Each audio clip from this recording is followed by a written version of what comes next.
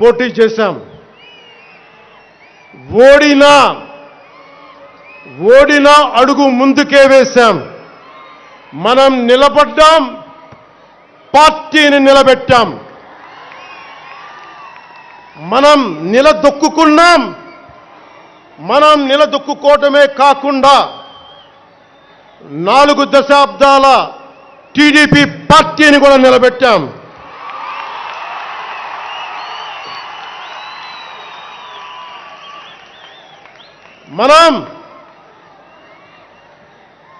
మనం ఓడినప్పుడు 2019లో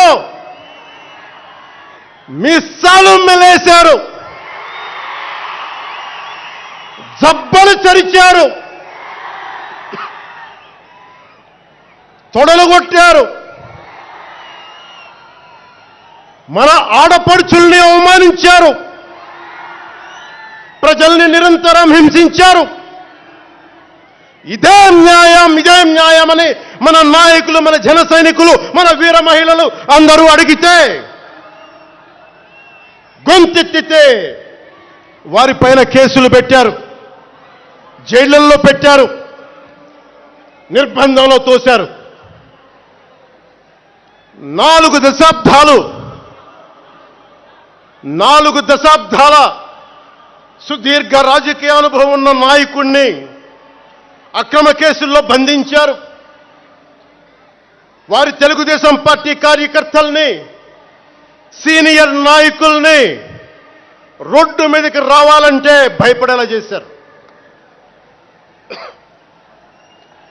ఇక్కడ అలాంటి వాణ్ణి తిట్టని తిట్టు లేదు, పాల్ చేయని అవమానం లేదు, చేయని కుట్ర లేదు, వేయని కుతంత్రం లేదు. ఈ ఎన్నికల్లో అసెంబ్లీ గేటును కూడా తాకలేవు అని మనల్ని ఛాలెంజ్ చేసి సరిచిన ఆ తొడల్ని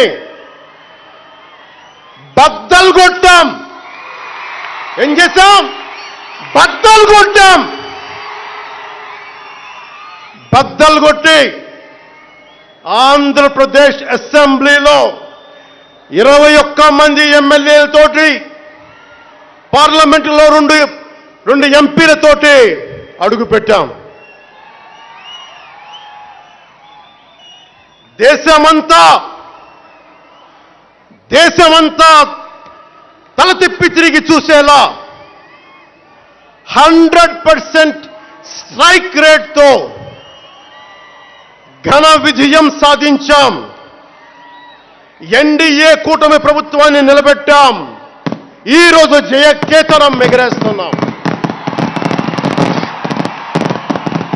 జై జనసేన, జై జనసేన, జై జై జనసేన, జై.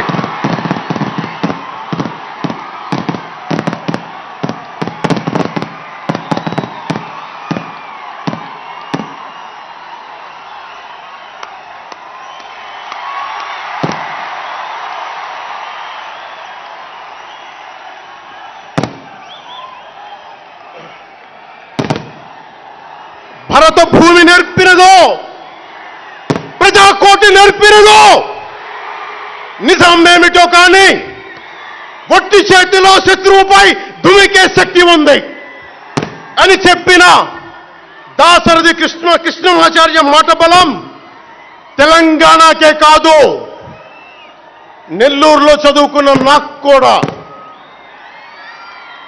అందుకేనేమో అలా మన జనసేన జన్మస్థలం తెలంగాణ అయ్యింది, కర్మస్థలం ఆంధ్ర అయ్యింది. రుద్ర వీణ వాయిస్తా అగ్ని ధారలు కురిపి